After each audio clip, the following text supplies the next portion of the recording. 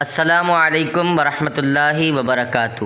جی انشاءاللہ العزیز آج ہم دو زبر دو زیر دو پیش کے بارے میں جانیں گے کہ دو زبر دو زیر دو پیش کو کیا کہتے ہیں اور اسے کس طرح پڑھتے ہیں۔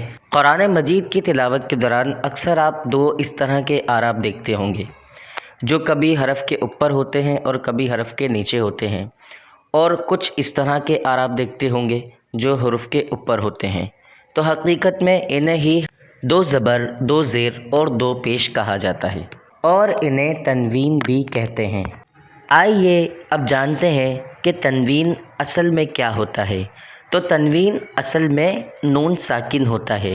اس کی وضاحت میں آپ کے سامنے یوں رکھتا ہوں کہ جیسے حمزہ دو زبر ان اور حمزہ نون زبر بھی ان، اسی طریقے سے حمزہ دو زیر ان تو حمزہ نون زیر ان، حمزہ دو پیش ان اور حمزہ نون پیش ان۔ تو تنوین اصل میں نون ساکن ہوتا ہے۔ آئیے اب جانتے ہیں کہ ساکن کسے کہتے ہیں۔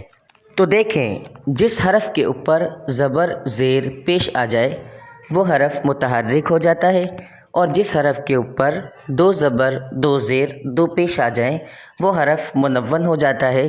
اسی طریقے سے جس حرف کے اوپر جزم آ جائے، سکون آ جائے، وہ حرف ساکن ہو جاتا ہے۔